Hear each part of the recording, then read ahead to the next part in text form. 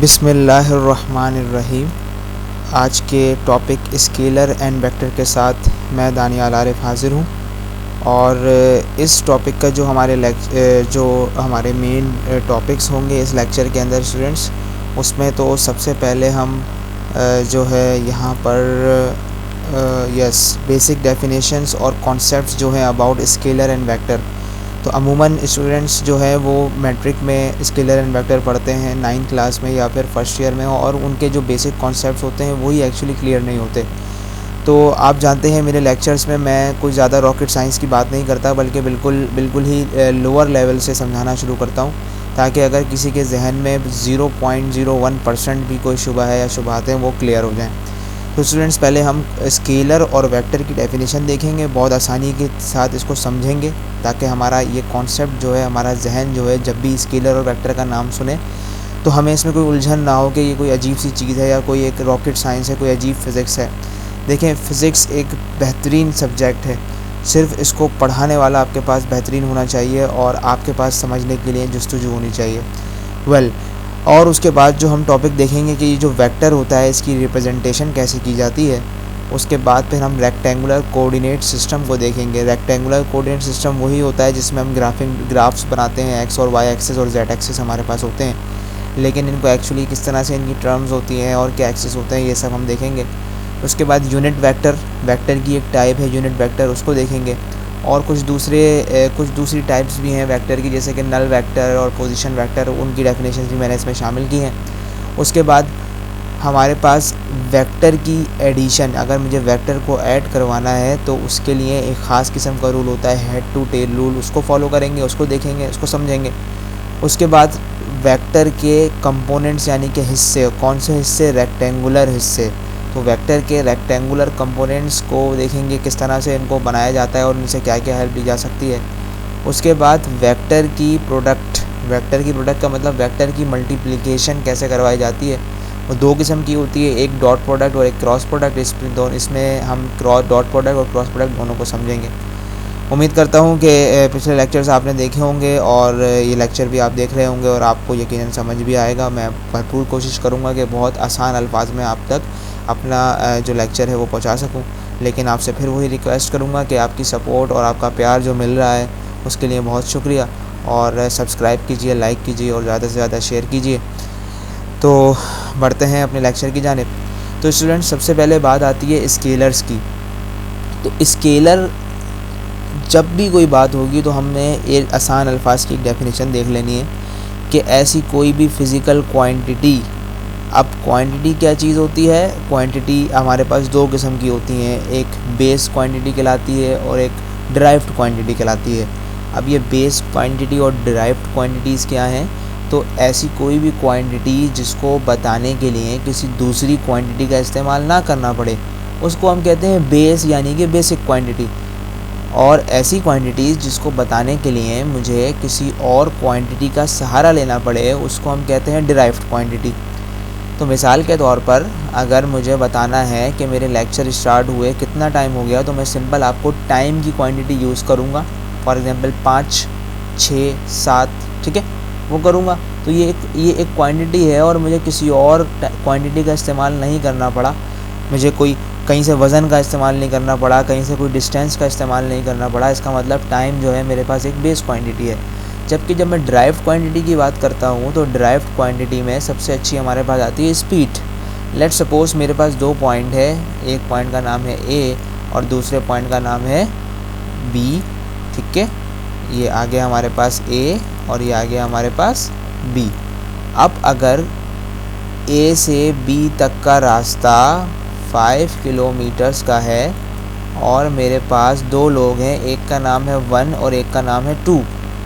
1 और 2 दोनों ने यहाँ से लेके यहाँ तक का सफ़र तय किया। तो क्या आप बता सकते हैं इन दोनों में से किसने पहले सफ़र तय किया या इन दोनों में से किसकी स्पीड ज़्यादा थी? मैं और आप ये बात नहीं बता सकते, क्योंकि मुझे सिर्फ इतनी इन्फॉर्मेशन है कि इसने डिस्टेंस तय किया है दोनों ने एक जैसा, लेकिन दोनों में से स्पीड किसकी ज़्यादा थी ये मुझे नहीं मालूम। हाँ, अगर इसके साथ मुझे टाइम मिल जाए कि लेट्स सपोज़ 1 ने 5 मिनट में सफ़र तय किया और 2 ने 2 मिनट में सफ़र तय किया, तो इसका मतलब अब ये वाज़े हो रहा है कि नंबर 2 जो है इसकी स्पीड ज़्यादा थी, क्योंकि दोनों का डिस्टेंस सेम था जबकि टाइम दोनों में डिफरेंट है। तो बताने का मकसद ये है कि जो हमने स्पीड मेजर की है उसको मेजर करने के लिए, उस क्वांटिटी को बताने के लिए मुझे 2 चीज़ों का इस्तेमाल करना पड़ा, एक तो डिस्टेंस और दूसरा टाइम।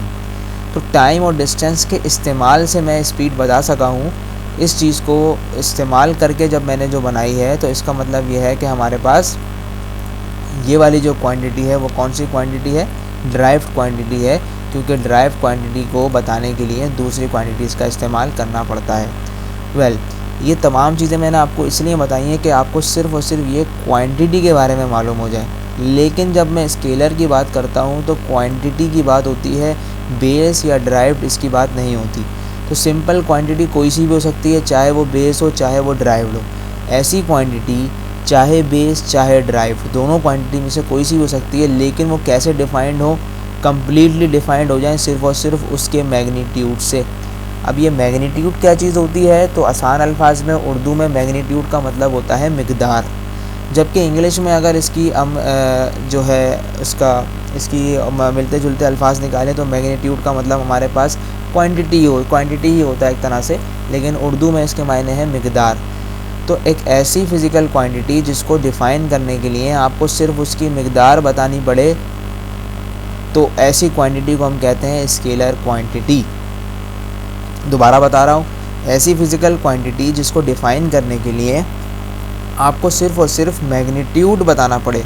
मैग्नीट्यूड का मतलब क्या है, मिक़दार, सिर्फ़ और सिर्फ मिक़दार बताना पड़े, तो ऐसी क्वांटिटी को हम कहते हैं स्केलर क्वांटिटी। अब मिसाल के तौर पर अगर मुझे किसी स्केलर को एक्सप्लेन करना है तो वो उसके लिए मुझे सिर्फ दो चीज़ों की ज़रूरत होगी, ये NEED नीड है, ठीक है। मुझे सिर्फ 2 चीज़ों की ज़रूरत होगी, वो पहला उसकी मिक़दार और दूसरा उसके साथ लगने वाला यूनिट।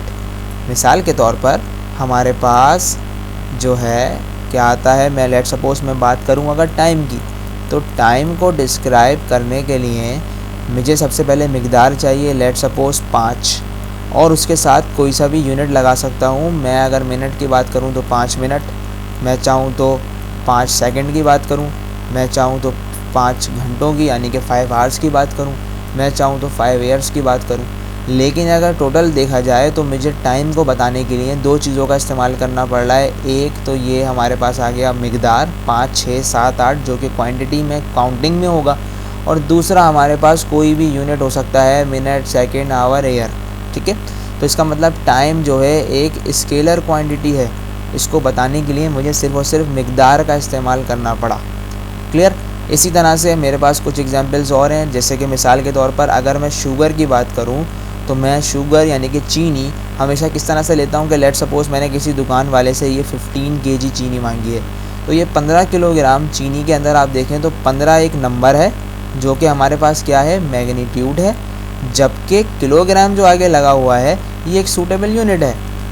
तो चीनी का वज़न जो है यानी कि चीनी का मास जो है वो हमारे पास सिर्फ मैग्नीट्यूड से क्या हो गया, यहाँ कम्प्लीटली डिस्क्राइब हो गया। इसका मतलब मास भी हमारे पास क्या है, मास भी हमारे पास स्केलर क्वांटिटी है, ठीक है।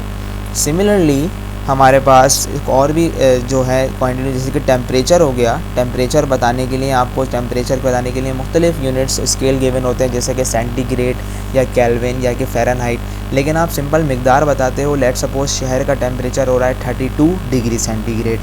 इस तरह से टाइम है, सिमिलरली वॉल्यूम है, स्पीड है, ये सब चीज़ें जो हैं वो स्केलर क्वांटिटीज़ हैं, बिकॉज इनको बताने के लिए आपको सिर्फ मैग्नीट्यूड और उसका एक यूनिट इस्तेमाल करना होता है, इसके अलावा और कोई चीज़ इसके अंदर शामिल नहीं होती। तो ऐसी क्वांटिटीज़ जिन क्वांटिटीज़ को कम्प्लीटली डिस्क्राइब करने के लिए सिर्फ़ और सिर्फ उसके मैग्नीट्यूड यानी कि उसके मिक़दार का इस्तेमाल करना पड़े, ऐसी क्वांटिटीज़ को हम कहते हैं स्केलर क्वांटिटीज़। इसके बाद बारी आती है स्टूडेंट्स वेक्टर्स की। तो स्केलर और वेक्टर में सिर्फ एक चीज़ का डिफरेंस है, और वो मैंने यहाँ बोल्ड करके लिखा हुआ है, वो क्या चीज़ है, डायरेक्शन। तो जब वेक्टर की बात होती है तो वेक्टर की डेफिनेशन क्या है, सेम वही डेफिनेशन है, एक ऐसी फ़िज़िकल क्वांटिटी, अब चाहे वो बेस हो चाहे वो ड्राइव्ड हो, ऐसी फ़िज़िकल क्वांटिटी जिसको डिफ़ाइन करने के लिए उसका मैग्नीट्यूड और साथ साथ वहाँ पर डायरेक्शन का भी इस्तेमाल करना पड़े। तो ऐसी क्वांटिटीज़ को हम क्या कौन सी क्वांटिटीज़ कहते हैं, वेक्टर क्वांटिटीज़ कहते हैं। वेक्टर क्वांटिटीज़ को बताने के लिए पहली चीज़ तो आपको मैग्नीट्यूड चाहिए, दूसरा एक सूटेबल यूनिट चाहिए जो कि स्केलर में भी था, लेकिन वेक्टर में यहाँ सिर्फ एक चीज़ का इजाफा हो गया और वो क्या है, यहाँ पर मौजूद डायरेक्शन। ठीक है, ये डायरेक्शन शामिल होगी तो फिर आप वेक्टर को डिफ़ाइन कर सकते हो। मिसाल के तौर पर अगर मैं बात करूँ कि मेरे पास एक बॉडी है, लेट्स सपोज एक कार है या एक बॉडी है, और वो बॉडी यहाँ खड़ी हुई है और उसने यहाँ से, मिसाल के तौर पर आपको पता है ना कि हमारे पास कैंपस में हमारे पास 4 सिमत होती हैं, north, south, east and west. उस बॉडी ने, ए बॉडी ने ईस्ट की तरफ सफ़र तय किया इस तरह से, लेट्स सपोज। ठीक है, तो कितना सफ़र तय किया, 5 किलोमीटर, किस तरफ, ईस्ट की तरफ। तो अगर आप देखें तो अब इस क्वांटिटी को डिस्क्राइब करने के लिए मैंने यहाँ मैग्नीट्यूड भी इस्तेमाल किया है, एक यूनिट भी इस्तेमाल किया है और एक डायरेक्शन भी इस्तेमाल की है। इसका मतलब अब ये जो डिस्टेंस है वो डिस्टेंस नहीं रहा, बल्कि क्या बन गया, अब ये बन गया डिस्प्लेसमेंट। क्या बन गया स्टूडेंट्स, डिस्प्लेसमेंट। जब भी डिस्टेंस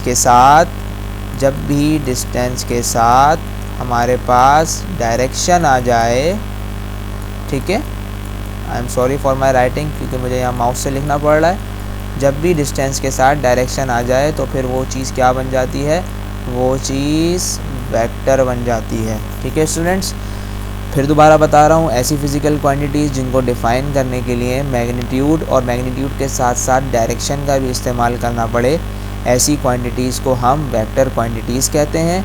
और वेक्टर क्वांटिटीज़ को डिफ़ाइन करने के लिए आपके पास मैग्नीट्यूड होना चाहिए, उसका कोई ना कोई सूटेबल यूनिट होना चाहिए। It totally depends on you. And the final one is you have a particular direction, आपके पास कोई ना कोई डायरेक्शन होनी चाहिए। जैसे कि अगर 15 न्यूटन फोर्स नॉर्थवर्ड्स, इसका मतलब ये है कि 15 न्यूटन की फोर्स लगी, न्यूटन एक यूनिट है, 15 एक मैग्नीट्यूड आ गया, जबकि नॉर्थवर्ड्स का मतलब किस तरफ, नॉर्थ की तरफ। तो यहाँ पर यही चीज़ लिखी हुई है। अच्छा स्टूडेंट्स, एक बात बताता चलूँ कि ये तमाम चीज़ें आपको मालूम है कि मेरे लेक्चर्स में मैं सिर्फ ये कंसंट्रेट नहीं करता कि मैं आपको समझाऊं, बल्कि ये जो सब कुछ लिखा हुआ है थ्योरी आपके सामने, इसको एज अ नोट भी आप इस्तेमाल कर सकते हैं अपने पेपर्स के अंदर, अपने फाइनल एग्जामिनेशन के अंदर। तो ये बिल्कुल ऑथेंटिक डेफिनेशंस लिखी हुई हैं, आप चाहें तो इन्हीं तमाम लाइन्स को अपने नोट्स बना सकते हैं। अच्छा, एक चीज़ आपने जो कि रिमेंबर रखनी है, ये टू बी रिमेंबर मैंने यहाँ लिखा हुआ है कि एक चीज़ आपने हमेशा याद रखनी है कि स्केलर क्वांटिटीज़ जो होती हैं उनको तो आप आसानी के साथ सिंपल ऐड सब्ट्रैक्ट कर सकते हैं, जैसे 2 + 2, 2 + 3, 2 - 3, 4 - 3, मल्टीप्लाई भी कर सकते हैं, जो सिंपल अरिथमेटिक रूल्स होते हैं, जिसमें मेन रूल हमारे पास कौन सा होता है, बोर्ड मैथ्स रूल होता है, जिसमें डिवाइड पहले, मल्टीप्लाई बाद में, फिर एडिशन एंड फिर सब्ट्रैक्शन होता है। लेकिन अगर हमें वेक्टर क्वांटिटी की बात आए तो वेक्टर क्वांटिटी के अंदर हमें क्या करना होता है, स्पेशल मेथड्स का इस्तेमाल करना पड़ता है, क्योंकि उसमें सिर्फ मैग्नीट्यूड नहीं बल्कि डायरेक्शन भी शामिल हो जाती हैं। ठीक है, अच्छा, वेक्टर के लिए हमारे पास कुछ एग्जाम्पल है, जैसे कि वेट। अब वेट की डायरेक्शन कहाँ होती है, तो हमें पता है कि हमारी कोई भी चीज़ अगर अर्थ की ग्रेविटी के अंदर ड्रॉप की जाए तो वो किस तरफ जाती है, अर्थ के सेंटर की तरफ जाती है। इसका मतलब वेट की डायरेक्शन किस तरफ है, अर्थ के सेंटर की तरफ है। सिमिलरली फोर्स आप जब भी कहीं अप्लाई करते हैं तो किसी न किसी डायरेक्शन में अप्लाई करते हैं। उसके बाद बारी आती है वेलोसिटी की, तो वेलोसिटी जो है वो कुछ नहीं है, सिंपल स्पीड है, लेकिन स्पीड के साथ जब डायरेक्शन शामिल हो जाए तो फिर आप उसको वेलोसिटी कहते हो। तो ऐसी कोई सी भी क्वांटिटीज़ जिनमें मैग्नीट्यूड तो हो लेकिन साथ साथ डायरेक्शन भी हो, तो इसका मतलब वो क्वांटिटीज़ कौन सी क्वांटिटीज़ कहलाएंगी, वेक्टर क्वांटिटीज़ कहलाएंगी। उम्मीद है यहाँ तक आपको समझ आया होगा। आगे बढ़ते हैं।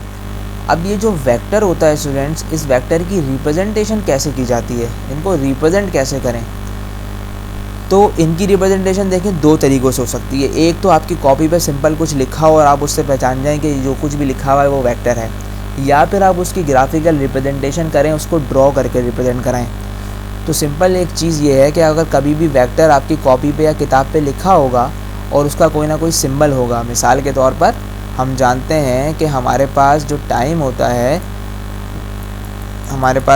होता है, इसके लिए हम सिंबल कौन सा यूज़ करते हैं, टी यूज़ करते हैं। इसी तरह से हमारे पास जो वेलोसिटी होती है,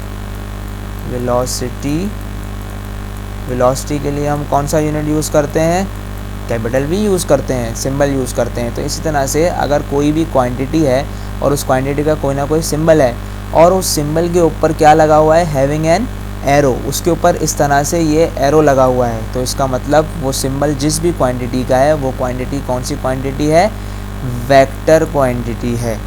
दोबारा बता रहा हूँ, ऐसी क्वांटिटी जिसकी जो अगर आपकी किताब में कोई क्वांटिटी लिखी है और उस क्वांटिटी के सिंबल के ऊपर, जैसे कि टाइम का सिंबल T, वेलोसिटी का सिंबल V, तो कोई भी क्वांटिटी हो सकती है, उसका जो भी सिंबल हो, अगर उसके सिंबल के ऊपर डायरेक्शन का ये निशान बना हुआ है, ये एरो का निशान बना हुआ है, तो इसका मतलब वो कौन सी क्वांटिटी है, वेक्टर क्वांटिटी है। अब आपके पास ये चीज़ MCQs में कैसे आ जाती है एग्जाम्स में, कि आपको कहा जाता है कि the correct representation of vector is dash, और आपको एक ऑप्शन ये भी दिया जाता है, ठीक है, और आपको एक ऑप्शन ये भी दिया जाता है। तो ये दोनों क्या है, ये दोनों रॉन्ग है, जबकि ये करेक्ट है। अच्छा, एक बात आपने याद रखनी है, और वो एक बात क्या याद रखनी है कि ये जो ए है हमारे पास और ये जो हमारे पास एरो है, ये बाज़ औक़ात कहीं जगहों पर नहीं लिखा होता, या बाज़ औक़ात वेलोसिटी, जैसे कि वेलोसिटी हमारे पास एक वेक्टर क्वांटिटी है, लेकिन अक्सर जगहों पर आपको इसके ऊपर एरो लिखा हुआ नहीं मिलेगा। वो इसलिए नहीं मिलेगा बिकॉज आपके पास जब आप एक दफ़ा सीख लेते हो कि वेलोसिटी एक वेक्टर क्वांटिटी है, तो उसके बाद ये फैमिलियर हो जाता है हमारे लिए, और इसको बार बार लिखना हम पसंद नहीं करते। लेकिन अगर किसी चैप्टर में या किसी किताब में कोई नई क्वांटिटी आपके सामने आती है, जैसे कि मिसाल के तौर पर मैं बात करूँ मैग्नेटिक फील्ड की, जिसका सिंबल कैपिटल V होता है, तो ये हमारे लिए एक नई क्वांटिटी है, आपके लिए एक नई क्वांटिटी है। तो इसको बताने के लिए मैं लाजमी तौर पर इसके ऊपर ये एरो लगाऊंगा। अच्छा, एक बात और याद रखिएगा, इस एरो का मतलब ये तो है कि ये जो क्वांटिटी है ये एक वेक्टर क्वांटिटी है, और वेक्टर क्वांटिटी का मतलब ये है कि इसकी कोई ना कोई डायरेक्शन होगी। अगर इसकी कोई ना कोई डायरेक्शन है, तो डायरेक्शन किस तरफ है, तो आप इस एरो से ये धोखा नहीं खाइएगा कि इसकी डायरेक्शन इस एरो की तरफ है। नो, डायरेक्शन बताने के लिए कुछ ख़ास किस्म की दूसरी चीज़ें इस्तेमाल होती हैं। ये जो एरो है ये सिर्फ ये बताता है कि कहीं ना कहीं डायरेक्शन है, किस तरफ है ये अभी हमें नहीं मालूम, ठीक है। ये तो आपकी सिंबॉलिक रिप्रेजेंटेशन हो गई कि अगर सिंबल में आपके पास कोई चीज़, उसको कैसे रिप्रेजेंट करेंगे। सिंपल आप ऊपर एरो लगाएंगे और वो चीज़ वेक्टर क्वांटिटी के as a vector quantity represent हो जाएगी। अच्छा जनाब, अब अगर मैं बात करूँ ग्राफिकल रिप्रेजेंटेशन की, तो ग्राफिकल रिप्रेजेंटेशन कैसे होती है। ग्राफिकल रिप्रेजेंटेशन के लिए आपको सबसे पहले इंडिकेटर ड्रॉ करना होता है। ये वो 4 पॉइंट्स हैं जो आप इम्तिहान में लिख सकते हैं, लेकिन इसको समझाने के लिए मैंने नेक्स्ट स्लाइड में मज़ीद आगे लिखा हुआ है कि सबसे पहले आपने डायरेक्शन इंडिकेटर का मतलब होता है निशानदही करने वाला। तो सबसे पहले आपने क्या करना है, डायरेक्शन इंडिकेटर ड्रॉ करना है। वो कैसे करेंगे, इसके लिए आप अपने 2 एक्सिस बना लीजिए। ये आपका वाई एक्सिस आ गया और ये आपका एक्स एक्सिस आ गया। आप जानते हैं, अगर नहीं जानते तो इसके अभी नेक्स्ट टॉपिक में हम रेक्टेंगुलर कंपोनेंट्स भी रेक्टेंगुलर कोऑर्डिनेट सिस्टम भी पढ़ेंगे। लेकिन मैं उम्मीद करता हूं कि अगर आपने मैट्रिक कम से कम किया हुआ है तो ग्राफ्स के ये एक्सिस के बारे में आप जानते हो। शॉर्टली मैं आपको बताऊं तो ये एक्स एक्सिस कहलाता है और ये वाई एक्सिस कहलाता है। इसको डिटेल में हम अपने अभी नेक्स्ट टॉपिक में नेक्स्ट स्लाइड में इसको पढ़ेंगे। तो हमारा पहला पॉइंट क्या है कि हमें डायरेक्शन इंडिकेटर, एक ऐसा इंडिकेटर, एक ऐसा निशानदही जो कि किसकी निशानदही करे, डायरेक्शन की निशानदही करे, ऐसा इंडिकेटर ड्रॉ करना है। वो कैसे करेंगे, मिसाल के तौर पर आपको एक प्रॉब्लम दी है कि एक बाइक है जो ट्रैवल कर रही है 50 किलोमीटर का डिस्टेंस, किसकी तरफ, नॉर्थ ईस्ट की तरफ। नॉर्थ ईस्ट का मतलब क्या है कि यहाँ पर नॉर्थ होता है, यहाँ ईस्ट होता है, यहाँ वेस्ट और यहाँ साउथ। नॉर्थ ईस्ट का मतलब है कि ये नॉर्थ और ईस्ट के दरमियान में कहीं मौजूद है। अगर आप इसको नॉर्थ, ये कॉर्नर और इसको ईस्ट को अगर इस पर रखें, ये नॉर्थ बन गया आपका और ये ईस्ट बन गया, तो इसके कहीं दरमियान में 50 किलोमीटर का सफ़र तय हुआ। अब वो किस तरफ हुआ ये बताने के लिए आपको कहा जाएगा एक्स एक्सिस से फला एंगल पर सफ़र तय हुआ। मिसाल के तौर पर आप क्या करेंगे, आप इस एक्सिस के ऊपर एक डी रखेंगे और आपको कहा जाता है जनाब कि हमारे पास जो सफ़र तय हुआ है वो सफ़र कितना तय हुआ है, 50 किलोमीटर, लेकिन एक्स एक्सिस से 30 डिग्री पर। तो अगर आप देखें, आपने जब सेंटर में इसको रखा तो यहाँ से 30 डिग्री आपके पास कहाँ आ रहा है, यहाँ आ रहा है। जब राइट साइड से काउंट करना शुरू करते हैं तो नीचे वाला देखते हैं, और जब लेफ़्ट साइड से देखते हैं तो हम क्या यूज़ करते हैं, ऊपर वाला देखते हैं। ठीक है, दोबारा बता रहा हूँ, जब राइट साइड से देखते हैं तो नीचे वाली मेजरमेंट चेक करते हैं, और जब लेफ़्ट साइड पे आ जाते हैं 90 के लेफ़्ट साइड पे तो ऊपर वाली मेजरमेंट चेक करते हैं। ठीक है, तो नीचे वाली मेजरमेंट 30 यहाँ आ रहा है, इसका मतलब यहाँ पर हम अपना डायरेक्शन इंडिकेटर लगाएंगे। तो अगर मैं देखूँ तो नेक्स्ट स्टेप में हमारे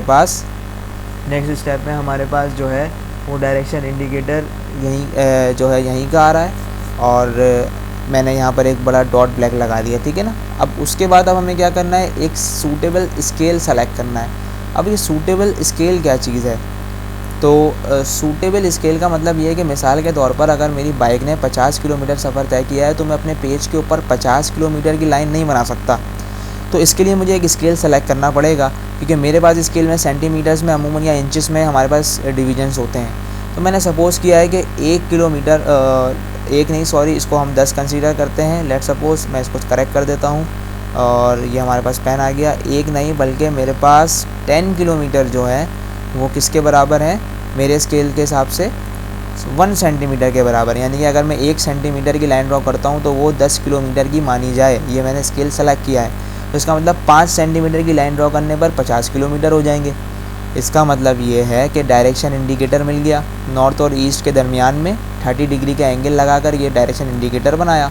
अब मैं नेक्स्ट क्या करूँगा, यहाँ से ओरिजिन से 5 सेंटीमीटर की लाइन खींच लूँगा, जो कि क्या जाहिर करेगी कि ये कितने किलोमीटर की लाइन है, 50 किलोमीटर की, बिकॉज ये सूटेबल स्केल जो है वो मैंने सेलेक्ट किया हुआ है।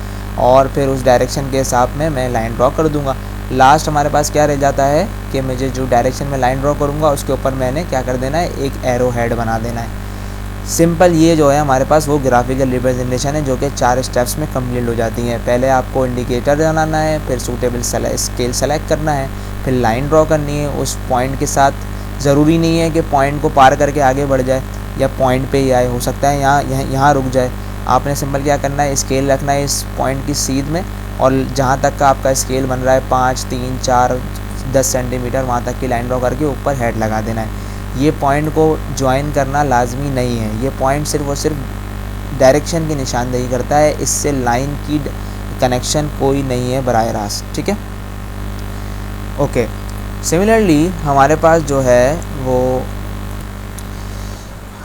जो है अब बारी आती है रेक्टेंगुलर कोऑर्डिनेट सिस्टम की। तो रेक्टेंगुलर कोऑर्डिनेट सिस्टम क्या चीज़ है, तो एक्चुअली ग्राफ ड्रॉ करने के लिए मुख्तलिफ कोऑर्डिनेट सिस्टम्स होते हैं, या किसी भी ऑब्जेक्ट की डायरेक्शन को ट्रेस करने के लिए हम कोऑर्डिनेट सिस्टम्स बनाते हैं। जैसे कि पोलर कोऑर्डिनेट सिस्टम होता है, और एक हमारे पास उसमें से ये है रेक्टेंगुलर कोऑर्डिनेट सिस्टम।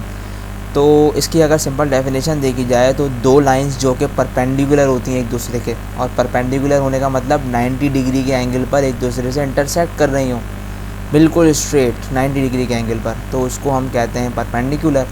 तो उस ऐसी फिगर को हम क्या बोलते हैं, रेक्टेंगुलर कोऑर्डिनेट सिस्टम। और इसके अंदर हमारे पास जो हैं वो 2 एक्सिस होते हैं, मैक्सिमम 3 भी हो सकते हैं, क्योंकि जेड एक्सिस आता है तो 3 कर लेते हैं। और वो पॉइंट जहाँ पर दोनों इंटरसेक्ट हो रहे होते हैं उसको हम ओरिजिन बोलते हैं। अभी मैं आपको डायग्राम दिखाऊंगा। ठीक है, तो डायग्राम देखते हैं। अगर आप ये देखें तो ये जो बॉक्सेस बने हुए हैं, सपोज़ कर लें ये एक पेज है। ठीक है, और पेज पर मैंने यहाँ मैथ्स, समझ लें आपके पास एक मैथ्स की कॉपी है जो हम KG1 या KG2 और 1 के बच्चों को 1, 2, 3 काउंटिंग लिखवाने के लिए इस्तेमाल करते हैं। इस मैथ्स की कॉपी पर अगर आप देखें तो ये एक लाइन आ रही है और ये एक दूसरी लाइन है, ये दोनों इंटरसेक्ट कर रहे हैं 90 डिग्री के एंगल पर, चारों तरफ से 90 डिग्री का एंगल है। इस इंटरसेक्ट वाले पॉइंट को हम कहते हैं ओरिजिन। क्या कहते हैं, ओरिजिन। क्लियर। ये जो हमारे पास हॉरिजॉन्टल में है इसको हम कहते हैं एक्स एक्सिस, और ये जो वर्टिकल में है इसको हम कहते हैं वाई एक्सिस। अगर मैं देखूं तो मेरा पेज 4 हिस्सों में तकसीम हो गया है, 1, 2, 3, 4। ये पहला वाला हिस्सा कहलाता है क्वाड्रेंट 1, दूसरा वाला क्वाड्रेंट 2, क्वाड्रेंट 3 और क्वाड्रेंट 4। ध्यान में रखिएगा कि इसके लिए हम रोमन काउंटिंग वाली यूज़ करते हैं, 1, 2, 3 और 4। सिमिलरली हमारे पास कोई भी अगर पॉइंट है तो हम पॉइंट लगाने के बाद जो पहली वैल्यू हमारे पास होती है उसको हम कहते हैं एक्स कोऑर्डिनेट, और दूसरी वाली हमेशा वाई कोऑर्डिनेट। यानी कि अगर कोई पॉइंट के मेरे पास दो कोऑर्डिनेट्स मौजूद हैं तो उस कोऑर्डिनेट में पहला वाला जो है वो एक्स की वैल्यू होती है और दूसरी वाली जो है वो वाई की वैल्यू होती है। अच्छा, ये लगा हुआ किस तरह से है, अच्छा, ये लगा इस तरह से है कि यहाँ से अगर आप देखें इस ओरिजिन से, ये पहला जो बॉक्स है वो 1 और दूसरा जो बॉक्स है वो 2। तो एक्स एक्सिस पर मेरे पास ये पॉइंट जो है वो कहाँ पर आ रहा है, 2 पर। तो मैंने यहाँ पे लिख दिया 2, कॉमा डाला। और अब मुझे इसका दूसरा कोऑर्डिनेट लिखना है जो कि वाई कोऑर्डिनेट है, ये वाई एक्सिस है। तो मैं जाऊँगा, देखूँगा 1, ये दूसरा 2 और ये तीसरा 3। तो वाई पे मैंने क्या लिख दिया, 3। ये दोनों मेरे पास कोऑर्डिनेट्स आ गए, पहला वाला एक्स कोऑर्डिनेट आ गया और दूसरा वाला वाई कोऑर्डिनेट आ गया। यानी कि ये पॉइंट 2, 3 पर मौजूद है। 2, 3 का मतलब एक्स का 2 और वाई का 3। याद रखिएगा, इस वाई से ओरिजिन से नीचे आएंगे तो वाई नेगेटिव वैल्यूज़ में आ जाता है और इस राइट से लेफ़्ट पे आएंगे तो एक्स नेगेटिव वैल्यूज़ में आ जाएगा। यानी कि यहाँ अगर +1 है तो यहाँ -1, यहाँ y +1 है तो यहाँ y -1। ओके, आगे बढ़ते हैं। अगर हमारे पास 3 डायमेंशंस मौजूद हैं, वहाँ पर हमने सिर्फ और सिर्फ कितने डायमेंशंस देखे हैं, 2 डायमेंशन x और y। सपोज़ करें आपके पास एक ब्लैक बोर्ड है या वाइट बोर्ड है और वाइट बोर्ड पे आपने 2 डायमेंशन ही बना सकते हैं और उस पर एक पॉइंट को रिप्रेजेंट कर सकते हैं। लेकिन जब मैं एक रियल वर्ल्ड में आता हूँ और बॉडीज़ को देखता हूँ तो उसकी डायमेंशंस 3 होती हैं। और मिसाल के तौर पर सपोज़ कर लें ये एक रूम है और रूम के कॉर्नर से अगर आप देखें तो स्ट्रेट जो लाइन जा रही है वो एक डायमेंशन, एक इसके साथ ये दीवार आ रही है दूसरी डायमेंशन, और एक इसके साथ ये दीवार आ रही है तीसरी डायमेंशन। और आप एक चीज़ को हवा में मौलिक कर दें इस पॉइंट को यहाँ पर, तो ये पॉइंट z से इतना दूर है, ये x एक्सिस हो गया, ठीक है। और इस पॉइंट से कितना दूर है, ये x एक्सिस, ये x एक्सिस हो जाएगा। ये इसको y ले लिया। अमूमी तौर पर यहाँ पर हम y लेते हैं, यहाँ पर x लेते हैं और यहाँ पर z लेते हैं। इन्होंने इसको घुमाया हुआ है। तो जब भी रियल वर्ल्ड में कोई बॉडी आती है तो हमारे पास 3 डायमेंशन यूज़ होते हैं। x y के साथ साथ z एक्सिस भी हम उसके अंदर शामिल कर लेते हैं। तो अगर आप देखें इस पॉइंट को, तो ये पॉइंट यहाँ से यहाँ तक x एक्सिस, यहाँ से कितना दूर है y एक्सिस, और नीचे से ऊपर कितना दूर है ये z एक्सिस। तो 3 डायमेंशंस हमारे पास यहाँ इस्तेमाल हो रही हैं। इसलिए हमारे पास जब 3 डायमेंशन कार्टेशियन कोऑर्डिनेट आते हैं या रेक्टेंगुलर कोऑर्डिनेट्स आते हैं तो उसके अंदर हम फिर z का इजाफा कर देते हैं, z पॉइंट का इजाफा कर देते हैं, ठीक है। उसके बाद अब जो मेन बात है वो ये है कि जो वेक्टर्स की हम बात करते चले आ रहे हैं कि वेक्टर्स जनाब जिसके साथ डायरेक्शन होती है उसको हम वेक्टर बोलते हैं, और मैग्नीट्यूड, सूटेबल यूनिट और डायरेक्शन ये सब शामिल होंगी तो हमारे पास जो है वो वेक्टर कहलाएंगे। तो इसकी एक बहुत बेसिक टाइप है। याद करें, मैंने आपको शुरू में बताया था कि अगर किसी सिंबल के साथ हमारे पास जो है वो एरो लगा हुआ है तो इसका मतलब वो वेक्टर क्वांटिटी है। लेकिन इस एरो का हरगिज़ ये मतलब नहीं है कि इसकी डायरेक्शन इस तरफ होगी, नो। ये एरो सिर्फ और सिर्फ बता रहा है कहीं ना कहीं डायरेक्शन है, लेकिन डायरेक्शन किस तरफ होगी ये बताने के लिए हम यूज़ करते हैं ये यूनिट वेक्टर। ये यूनिट वेक्टर हमें बताते हैं कि पर्टिकुलर जो भी हमारे पास वेक्टर है उसकी डायरेक्शन किस तरफ है। तो ये इसकी अगर डेफिनेशन देखें तो सबसे पहली बात तो ये है कि यूनिट वेक्टर का मतलब है यूनिट का मतलब है 1। तो एक ऐसा वेक्टर जिसका मैग्नीट्यूड कितना होता है 1, उसको हम यूनिट वेक्टर बोलते हैं। और इसको किस लिए इस्तेमाल किया जाता है, इसको इस्तेमाल किया जाता है ओनली स्पेसिफाई द डायरेक्शन, सिर्फ और सिर्फ डायरेक्शन बताने के लिए इसको इस्तेमाल किया जाता है। सिर्फ और सिर्फ डायरेक्शन बताने के लिए यूनिट वेक्टर को इस्तेमाल किया जाता है, ठीक है। और अमूमी तौर पर इसके जैसे कि वेक्टर के ऊपर तो हमारे पास एरो होता है, लेकिन अगर यूनिट वेक्टर की बात करूं तो इसके ऊपर अमूमी तौर पर ऐसे कैप लगा होता है जैसे कि यहाँ इस ए पे लगा हुआ है, ठीक है। तो यूनिट वेक्टर की अगर डेफिनेशन में दोबारा दोहराऊं तो unit vector is nothing but a helper to indicate the direction and have a magnitude 1। Unit vector क्या है, एक ऐसा वेक्टर है जिसका मैग्नीट्यूड 1 होता है और इसको हम इस्तेमाल करते हैं किसी वेक्टर की डायरेक्शन बताने के लिए। अब जब किसी वेक्टर के साथ इस 1 को मल्टीप्लाई करेंगे ना तो उसके मैग्नीट्यूड पे कोई इफेक्ट नहीं आएगा, जितना भी होगा 1 से मल्टीप्लाई होगा उतना ही हो जाएगा। इसलिए इसका मैग्नीट्यूड हमेशा क्या रखा जाता है, इसका मैग्नीट्यूड हमेशा 1 रखा जाता है, ठीक है। और अगर आप इसको किसी का यूनिट वेक्टर निकालना चाहते हैं तो आप किस तरह निकाल सकते हैं, जो भी आपके पास वेक्टर हो उसको उसी के मैग्नीट्यूड से आप डिवाइड करवा दें, आपके पास उसका यूनिट वेक्टर निकल आएगा, यानी कि सिर्फ और सिर्फ डायरेक्शन बच जाएगी।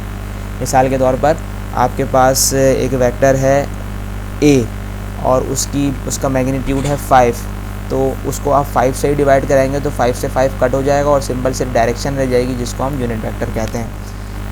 यूनिट वेक्टर आमतौर पर हमारे पास 3 किस्म के होते हैं, क्योंकि 3 एक्सिस की बात की जाए तो 3 यूनिट वेक्टर्स होंगे। अगर मेरे पास कोई भी डायरेक्ट वेक्टर है जिसकी डायरेक्शन एक्स एक्सिस की तरफ है तो उसके साथ मैं आई लिखूँगा, आई यूनिट वेक्टर। 3 यूनिट वेक्टर्स हैं आई, जे और के। एक्स एक्सिस की डायरेक्शन बताने के लिए जो यूनिट वेक्टर यूज़ होता है उसको मैं आई कहता हूँ। वाई एक्सिस की डायरेक्शन बताने के लिए जो यूनिट वेक्टर यूज़ होता है उसको मैं जे कहता हूँ। और जेड एक्सिस की डायरेक्शन बताने के लिए जो यूनिट वेक्टर यूज़ होता है उसको मैं के कहता हूँ। लेट सपोज मेरे पास एक वेक्टर है जिसका नाम है ए, और वो ए जो है वो तीनों एक्सिस में कहीं मौजूद है, ठीक है। उसकी जो भी पोजीशन एक्स की तरफ होगी उसके साथ आई लगेगा, जो भी पोजीशन वाई की तरफ होगी उसके साथ जे लगेगा, और जो भी पोजीशन के की तरफ होगी उसके साथ जेड लगेगा, ठीक है। जो भी पोजीशन जेड की तरफ होगी उसके साथ के लगेगा, ठीक है। हमारे पास जो है हमारे पास जो है 3 यूनिट वेक्टर्स होते हैं, और उन तीनों यूनिट वेक्टर्स का काम क्या है, तीनों डायमेंशंस की तरफ डायरेक्शंस को बताना। एक्स एक्सिस की तरफ डायरेक्शन है तो आई लगेगा, वाई एक्सिस की तरफ डायरेक्शन है तो जे लगेगा, जेड एक्सिस की तरफ डायरेक्शन है तो के लगेगा। अब इस ए यूनिट वेक्टर की जब बारी आती है तो इस ए यूनिट वेक्टर की डायरेक्शन जो है वो तीनों तरफ है, वो कहीं बीच में मौजूद है, तो इसलिए इसके साथ आई भी लगा हुआ है, प्लस में जे भी लगा हुआ है और प्लस में के भी लगा हुआ है। और अगर किसी यूनिट वेक्टर की डायरेक्शन जो है किसी भी वेक्टर की डायरेक्शन किसी 2 सिस्टम पर है, यानी कि सिर्फ एक्स और वाई पर है, तो उसके साथ सिर्फ आई और जे यूनिट वेक्टर लगेगा। तो बहुत आसान अल्फाज में यूनिट वेक्टर का काम सिर्फ और सिर्फ डायरेक्शन बताना होता है। एक्स एक्सिस की तरफ है तो I unit vector, Y axis की तरफ है तो जे यूनिट वेक्टर, और जेड एक्सिस की तरफ है तो के यूनिट वेक्टर इस्तेमाल किया जाता है। नेगेटिव ऑफ वेक्टर का नेगेटिव क्या चीज़ होती है?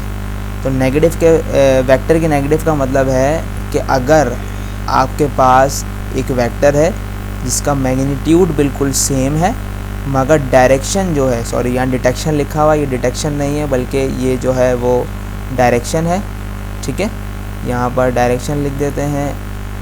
ये चीज़ जो है वो क्या है, ये है हमारे पास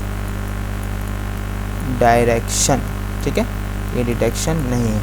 तो एक ऐसा वेक्टर जिसके पास मैग्नीट्यूड तो सेम हो, मैग्नीट्यूड यानी कि मिकदार सेम हो, लेकिन डायरेक्शन क्या हो, बिल्कुल अपोजिट हो, ऐसे यूनिट वेक्टर को हम क्या कहते हैं, नेगेटिव ऑफ वेक्टर। अगर आप देखें तो ये वेक्टर जो है मेरे पास, इसकी डायरेक्शन नॉर्थ की तरफ है और इसका मैग्नीट्यूड कितना है, 2 सेंटीमीटर।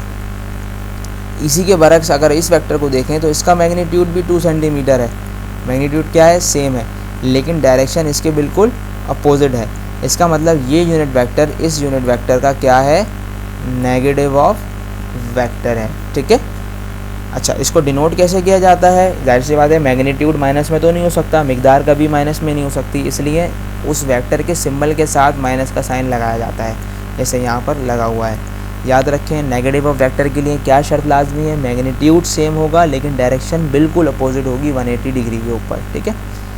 नेक्स्ट, नल वेक्टर क्या चीज़ है? एक ऐसा वेक्टर जिसका मैग्नीट्यूड 0 हो, उस वेक्टर को हम क्या कहते हैं, नल वेक्टर कहते हैं। और इसकी डायरेक्शन आर्बिट्रेरी होती है, यानी कि आप अपनी तरफ से कोई भी इमेजिन कर सकते हो, उसकी डायरेक्शन कहीं भी हो सकती है, 360 डिग्री में डायरेक्शन कहीं भी हो सकती है। मैग्नीट्यूड 0 का मतलब उसके पास कोई भी मैग्नीट्यूड नहीं है और वो एक पॉइंट है सिर्फ, उस पॉइंट की डायरेक्शन आप कहीं भी ले सकते हो, आर्बिट्रेरी डायरेक्शन कहीं भी सपोज कर सकते हो। तो ऐसे वेक्टर को हम क्या कहते हैं, नल वेक्टर कहते हैं। और नल वेक्टर को ज़ीरो वेक्टर भी कहा जाता है। इसको नोट कैसे किया जाता है, ज़ीरो के ऊपर एरो बनाकर लिखा जाता है। तो आपके पास MCQ आ सकता है कि नल वेक्टर को कैसे शो कराया जाता है, ये ऑप्शन भी आ सकता है, एन भी आ सकता है और ज़ीरो बनाकर ये भी आ सकता है। तो ये वाला ऑप्शन जो है वो करेक्ट ऑप्शन है, ठीक है स्टूडेंट्स। और सिमिलरली आगे बढ़ते हैं, इसको ज़रा इरेज कर देते हैं, आगे बढ़ते हैं। तो हमारे पास नेक्स्ट टॉपिक है पोजीशन वेक्टर। अभी तक हम पढ़ चुके हैं यूनिट वेक्टर, फिर हमने पढ़ा नेगेटिव ऑफ वेक्टर, फिर हमने पढ़ा नल वेक्टर। अब बारी किसकी है, पोजीशन वेक्टर की। तो एक ऐसा वेक्टर जो कि स्पेसिफाई करे किसी भी पॉइंट जो कि स्पेस में मौजूद है, किसी भी पॉइंट की डायरेक्शन और डिस्टेंस दोनों को बताए, उस वेक्टर को हम क्या कहते हैं, पोजीशन वेक्टर कहते हैं। दोबारा डिस्क्राइब कर रहा हूँ, ऐसा वेक्टर जो कि किसी भी पॉइंट का अगर वो स्पेस में मौजूद है तो उसकी डायरेक्शन और डिस्टेंस दोनों को बताए, ऐसे वेक्टर को हम कहते हैं पोजीशन वेक्टर। अब ये कैसे ज़ाहिर होगा, ये कैसे ज़ाहिर होगा, ये ऐसे ज़ाहिर होगा कि सपोज़ करें आपके पास एक पॉइंट है और उस पॉइंट के दो कोऑर्डिनेट हैं ए और बी, ठीक है। वो पॉइंट लेट सपोज़ यहाँ पर है, सही है। ये जो वेक्टर बनेगा इस ओरिजिन से लेके उस पॉइंट तक का, इस वेक्टर को, ये वेक्टर उसकी डायरेक्शन भी बताएगा। डायरेक्शन बता रहा है नॉर्थ ईस्ट की तरफ है, इतना एंगल बन रहा है, ठीक है। और डिस्टेंस भी बताएगा। डिस्टेंस कैसे बताएगा, कहाँ से बताएगा, इस ओरिजिन से कितना डिस्टेंस है। सपोज़ करें अगर मैं इस पॉइंट को देखूँ तो मेरे पास x 1 2 और 3, x पर 3 मौजूद है, यहाँ पर 3 आ जाएगा, यानी कि पहला कोऑर्डिनेट मेरे पास जो बनेगा वो पहला कोऑर्डिनेट बनेगा 3 का, कॉमा। याद रखें पहले हम उसका कोऑर्डिनेट लिखते हैं, x का कोऑर्डिनेट लिखते हैं, तो x के हिसाब से 1 2 और ये 3, तो यहाँ 3 आ गया। उसके बाद हमारे पास क्या है, हमारे पास यहाँ पे y एक्सिस को देखेंगे, y एक्सिस पर 1 2 3 और इसकी सीध में कौन सा आ रहा है 4, यानी कि दूसरा कोऑर्डिनेट मेरे पास क्या आ गया 4 आ गया। हम जानते हैं कि ये दोनों x और y दोनों की डायरेक्शन में है, तो इसकी डायरेक्शन बताने के लिए दो डायरेक्शन वेक्टर यूज़ होंगे। और डायरेक्शन वेक्टर का मतलब क्या होता है, यूनिट वेक्टर। यूनिट वेक्टर हमारे पास 2-3 किस्म के होते हैं, i j और k होते हैं। i होता है x के लिए यूज़, j होता है y एक्सिस के लिए यूज़ और k होता है z एक्सिस के लिए। तो इसके यहाँ हमारे पास 2 एक्सिस हैं, x और y। इसका मतलब ये है कि मेरे पास x एक्सिस के लिए i यूनिट वेक्टर यूज़ होगा और y एक्सिस के लिए j यूनिट वेक्टर यूज़ होगा। तो इस r को मैं कैसे डिफ़ाइन करूँगा, पहले मैं r का सबसे पहले क्या लिखूँगा, r का जो कोऑर्डिनेट है लेट्स सपोज 3 मैंने लिख दिया 3, और 3 किस पे x डायरेक्शन में, x डायरेक्शन में, तो यूनिट वेक्टर कौन सा लगा दिया, i लगा दिया। फिर यहाँ लिखा प्लस, क्योंकि दोनों शामिल कर लेंगे। y एक्सिस पर कितना मैग्नीट्यूड है 4, यहाँ मैंने कोऑर्डिनेट 4 लिखा, और y axis per unit vector कौन सा यूज होता है j, तो मैंने यहाँ पर j लगा दिया। तो अब ये जो r है ये वेक्टर मुझे बता रहा है कि वो फला पॉइंट जो है वो x एक्सिस से 3 जितना दूर है और y एक्सिस से 4 जितना दूर है। जहाँ जाकर ये दोनों टकरा रहे हैं उस पॉइंट पर ये चीज़ मौजूद है डायरेक्ट ओरिजिन से, ये ओरिजिन है आपका, ठीक है। तो ये वेक्टर जो है जो हमें डायरेक्शन और डिस्टेंस दोनों बता रहा है, इस वेक्टर को हम क्या कहते हैं, पोजीशन वेक्टर कहते हैं। आप सिंपल डेफिनेशन क्या याद करेंगे कि एक ऐसा वेक्टर जो कि किसी भी पॉइंट की अगर वो स्पेस में मौजूद है और उसका डिस्टेंस और डायरेक्शन बताए तो उसको हम पोजीशन वेक्टर बोलते हैं, ठीक है स्टूडेंट्स। लेक्चर काफ़ी ज़्यादा होता जा रहा है लेकिन इसको हमें कंप्लीट करना है, और मुझे उम्मीद है कि आपको ये बात समझ आ रही होगी। अमूमी तौर पर एक साथ जब आप कोई लेक्चर देखते हैं तो उसको समझना मुश्किल हो जाता है, तो मेरी सलाह ये है कि पहले एक टॉपिक देखें, उसके बारे में लिखें, उसको समझें, फिर कुछ ब्रेक लें, 5-10 मिनट का ब्रेक लें, फिर दूसरा टॉपिक देखें, फिर उसको समझें, लिखें। और मैं आपके लिए हमेशा हाजिर हूँ, कोई भी सवाल हो तो आप कमेंट में मुझसे पूछ सकते हैं। मैं एज़ सून एज़ पॉसिबल जितना हो सकेगा मैं आपको उसका जवाब ज़रूर दूँगा और आपकी जो भी प्रॉब्लम होगी उसको ज़रूर सॉल्व करूँगा। इसके बाद आते हैं जनाब हमारे पास इक्वल वेक्टर्स। इक्वल वेक्टर्स के लिए हमारे पास क्या है, लेट्स सपोज इक्वल वेक्टर काफ़ी आसान होता है वैसे। इक्वल वेक्टर का मतलब ही बराबर है, तो ऐसे वेक्टर्स कब इक्वल कहलाएंगे, जब उनका मैग्नीट्यूड भी सेम होगा और डायरेक्शन भी सेम होगा, भले उनका ओरिजिन सेम हो या ना हो। अब यहाँ तक तो समझ में आ रहा है कि उनका मैग्नीट्यूड भी सेम हो और डायरेक्शन भी सेम हो तो वो इक्वल कहलाएंगे। लेकिन एक चीज़ यहाँ पर ऐड हो गई कि उनका ओरिजिन सेम हो या ना हो, रिगार्डलेस ऑफ देयर ओरिजिन। तो इसका मतलब क्या है, इसका मतलब ये है कि लेट सपोज आपके पास ये दो वेक्टर्स हैं ए और बी, इन दोनों का मैग्नीट्यूड भी तकरीबन सेम है आपके सामने और डायरेक्शन भी एक जैसी है। इसका मतलब ये दोनों क्या हैं, इक्वल वेक्टर हैं। लेकिन सपोज़ करें मेरे पास एक वेक्टर है ए, ठीक है, और उसकी जो मैग्नीट्यूड है वो है 2 मीटर, और दूसरा है उसका नाम है बी, उसका मैग्नीट्यूड भी 2 मीटर है और डायरेक्शन बिल्कुल वैसे ही है, सपोज़ करें जैसी ए की है, बिल्कुल सेट। अगर आप देखें तो इसका ओरिजिन यहाँ पर है, ठीक है, और इसका ओरिजिन यहाँ पर है, दोनों का ओरिजिन डिफरेंट है। तो इससे कोई फ़र्क नहीं पड़ता ये यहाँ से स्टार्ट हो या ये यहाँ से स्टार्ट हो, अगर दोनों का मैग्नीट्यूड एक जैसा है और उनकी डायरेक्शन भी एक जैसी है तो उन दोनों को मैं क्या कहूँगा, इक्वल वेक्टर कहूँगा। इस सूरत हाल में भी ए और बी इक्वल हैं और इस सूरत हाल में भी ए और बी इक्वल है। तो यही लिखा हुआ है कि regardless of their origin, origin कोई भी हो, अगर मैग्नीट्यूड डायरेक्शन सेम है तो फिर वेक्टर्स क्या कहलाएंगे, इक्वल वेक्टर्स कहलाएंगे। ओके, हमारे पास मज़ीद आगे है कि अगर हमें मल्टीप्लिकेशन ऑफ वेक्टर कराना है तो किस तरह से होगा। सबसे पहली बात तो ये है कि सपोज़ करें वेक्टर के साथ कोई नंबर मल्टीप्लाई हो रहा है तो क्या सूरत हाल होती है। ठीक है, 39 मिनट्स का लेक्चर रिकॉर्ड हो चुका है हमारा। अगर वेक्टर के साथ कोई नंबर मल्टीप्लाई हो रहा है तो फिर क्या रिज़ल्ट आएगा। तो जब भी कोई वेक्टर मल्टीप्लाई हो किसी पॉजिटिव नंबर के साथ, पॉजिटिव का मतलब 0 से ऊपर, 0 से मल्टीप्लाई हुआ तो वेक्टर ख़त्म हो जाएगा। पहली बात, नेगेटिव की अभी हम बात नहीं कर रहे, अभी हम बात कर रहे हैं सिर्फ पॉजिटिव की। अगर कोई भी वेक्टर किसी पॉजिटिव नंबर के साथ, नंबर मतलब 1 से लेकर कोई भी नंबर के साथ अगर मल्टीप्लाई होंगे तो सिर्फ और सिर्फ उसका मैग्नीट्यूड उसके साथ मल्टीप्लाई होगा, उसकी डायरेक्शन के साथ कोई फ़र्क नहीं पड़ेगा। अब कैसे, लेट सपोज आपके पास ए है और इसका मैग्नीट्यूड कितना है 2 सेंटीमीटर। आपसे कहा भाई जनाब इस ए को 2 से मल्टीप्लाई करा दें, यानी कि 2a कर दें, तो ये 2 जो है वो सिर्फ और सिर्फ इस 2 के साथ मल्टीप्लाई होगा। इसके मैग्नीट्यूड में तो इजाफा कर देगा लेकिन इसकी डायरेक्शन जो थी वैसी ही रहेगी। ठीक है, तो जब भी कोई वेक्टर के साथ सिंपल कोई नंबर मल्टीप्लाई होता है तो उसके मैग्नीट्यूड में इजाफा हो जाता है लेकिन डायरेक्शन क्या रहती है, direction of vector remains the same. अच्छा जनाब, अगर कोई वेक्टर मल्टीप्लाई हो और वो नंबर जो है वो क्या हो, n से क्या हो, छोटा हो, यानी कि माइनस में हो, 0 से छोटा हो यानी कि माइनस में हो, तो फिर उसका मैग्नीट्यूड जो है वो फिर n से मल्टीप्लाई होता है और उसकी डायरेक्शन जो है वो उसके अपोजिट बन जाती है। ठीक है, मिसाल के तौर पर a है आपके पास 2 सेंटीमीटर इसका मैग्नीट्यूड है, आपने क्या करा भाई -2a करा दिया। -2a का मतलब ये है कि ये 2 इस 2 से मल्टीप्लाई होगा और 4 तो कर देगा, लेकिन माइनस का मतलब ये है कि इसकी डायरेक्शन बिल्कुल क्या हो जाएगी, अपोजिट हो जाएगी। अगर आप याद करें तो हमने नेगेटिव वेक्टर में यही पढ़ा था कि डायरेक्शन बिल्कुल अपोजिट हो जाए तो माइनस का साइन लग जाता है। ठीक है, इसी तरह से हमारे पास जो है हमारे पास अगर वेक्टर की मल्टीप्लिकेशन जो है वो क्या कहते हैं हमारे पास अब स्केलर से हो।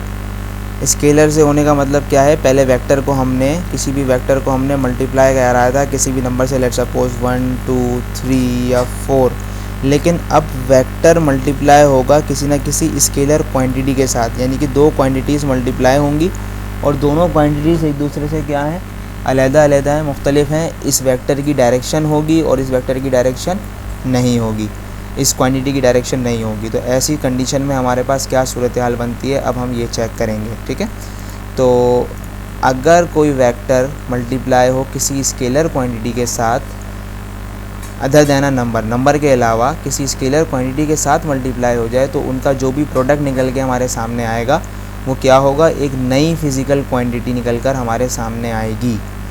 मिसाल के तौर पर मास एक स्केलर क्वांटिटी है।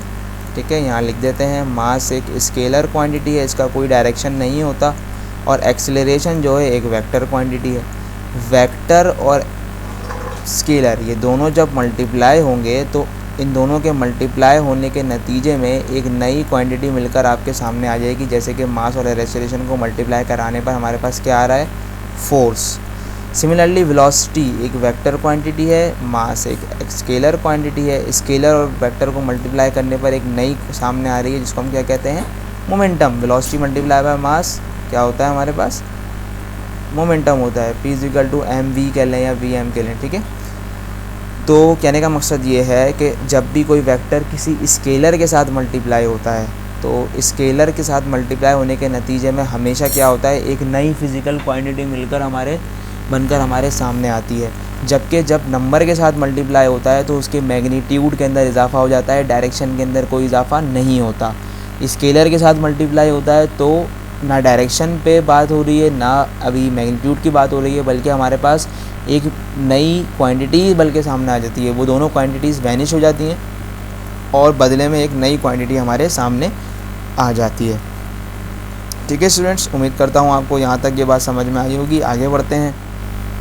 जब आगे बढ़ते हैं तो हमारे पास क्या है कि वेक्टर को पहले हमने मल्टीप्लाई करवाया किसी नंबर के साथ, NUMBER। ठीक है, फिर वेक्टर को हमने मल्टीप्लाई कराया स्केलर के साथ। अब वेक्टर को हम मल्टीप्लाई करवा रहे हैं वेक्टर के साथ, तो हमारे पास 2 ऑप्शंस हो सकते हैं।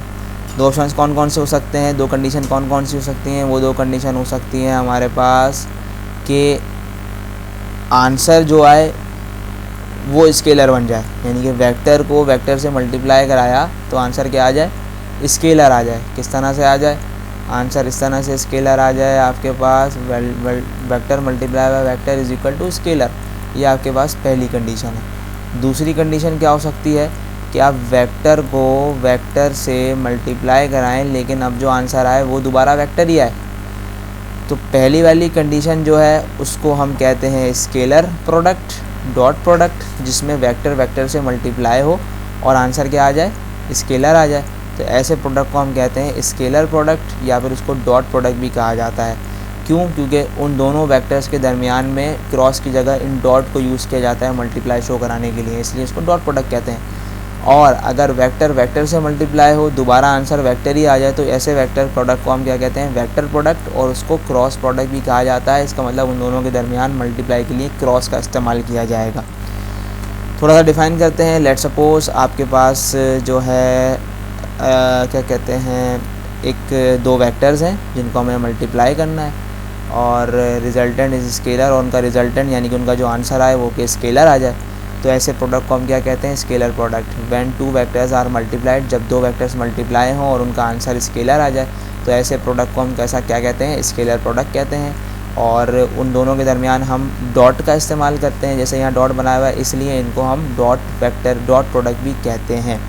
एक्सप्लेनेशन है, सपोज़ करें आपके पास दो वेक्टर्स हैं ए और बी, ये आ गया यहाँ से लेके यहाँ तक ए, और ये आ गया यहाँ से लेके यहाँ तक बी, और वो दोनों एक दूसरे के साथ कोई ना कोई एंगल बना रहे हैं, वो ये एंगल आ गया, ठीक है, each other. The scalar product of this vectors given, अगर मुझे इन दोनों का स्केलर प्रोडक्ट निकालना है तो वो कैसे मिलेगा, ए डॉट बी कराएंगे, डॉट का मतलब डॉट प्रोडक्ट की बात हो रही है, ए बी कॉस थीटा। तो ये जो कॉस थीटा है इसको हम प्रोडक्ट बनाने के लिए प्रोडक्ट में हमेशा यूज़ करते हैं। और याद रखिएगा, जब भी क्रॉस प्रोडक्ट की डॉट प्रोडक्ट यानी कि स्केलर प्रोडक्ट की बात आएगी तो हम कौन सा रेशियो यूज़ करेंगे, कॉस रेशियो यूज़ करेंगे।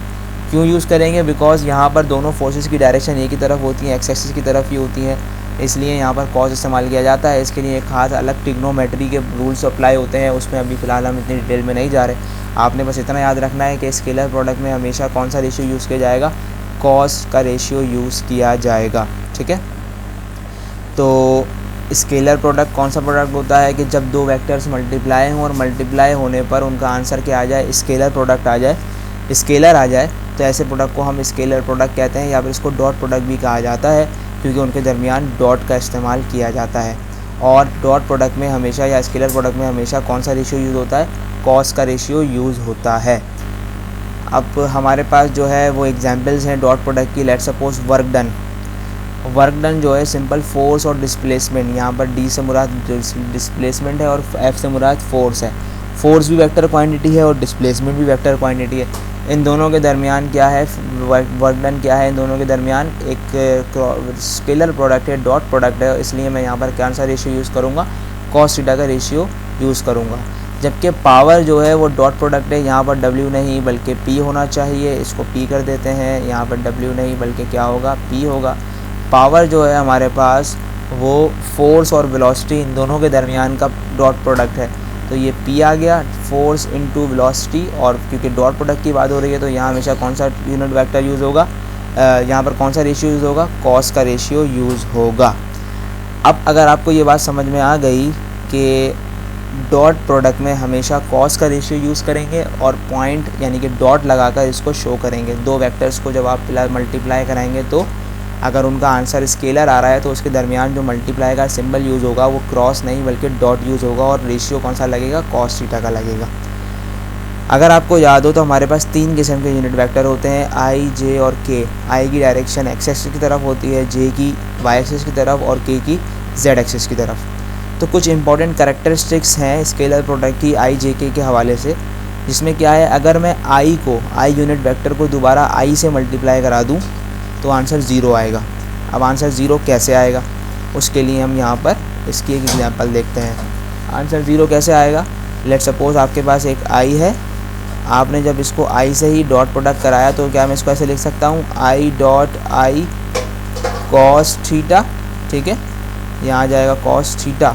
क्यों, क्योंकि जब भी हम डॉट प्रोडक्ट इस्तेमाल करते हैं तो हम कॉस थीटा का इस्तेमाल करते हैं। और थीटा की जगह आपके पास कोई ना कोई एंगल आएगा। अब वो एंगल क्या आएगा, आई आपके पास दोनों एक ही डायरेक्शन में है, इसका मतलब उनके के दरमियान जो एंगल होगा वो कितना होगा, वो एंगल होगा आपके पास जो है ज़ीरो का। जब एंगल आपके पास ज़ीरो होगा तो कॉस ज़ीरो जो है वो आपके पास बराबर होता है 1 के। यहाँ पर थोड़ी सी मिस्टेक है, i इंटू आई जो है वो 1 होगा, k इंटू के भी 1 होगा और j इंटू जे भी 1 होगा। जब कॉस थीटा जब आप ज़ीरो रखोगे, थीटा की जगह जब आप यहाँ ज़ीरो रखोगे, आई डॉट आई कॉस की जगह आप लिख दोगे ज़ीरो, तो आंसर आपका आ जाएगा let suppose I dot I और कॉस थीटा की जगह क्या आ जाएगा 1। अब आई जो है वो यूनिट वेक्टर है और यूनिट वेक्टर का मैग्नीट्यूड कितना होता है 1, तो इस आई का मैग्नीट्यूड भी 1, इस आई का मैग्नीट्यूड भी 1 और इस आई का मैग्नीट्यूड भी 1। तो जब ये सारे 1 1 से मल्टीप्लाई होंगे तो आपके पास आंसर क्या आ जाएगा, 1 ही आ जाएगा। इसका मतलब आई डॉट आई कराने पर आपके पास जो आंसर आ रहा है वो कितना आ रहा है 1। ठीक है, इसको मिटाते हैं और नेक्स्ट इसकी एग्जांपल देखते हैं ताकि और अच्छा आसानी से समझ में आ जाए। ठीक है, और इसको देखते हैं, दोबारा पेन लेते हैं, जे इंटू जे करते हैं। लेट सपोज हमारे पास है जे इंटू जे, तो जे इंटू जे को मैं कैसे लिख सकता हूँ, J into J is equal to J into J, साथ में कॉस थीटा लगा सकता हूँ, लगाना पड़ेगा।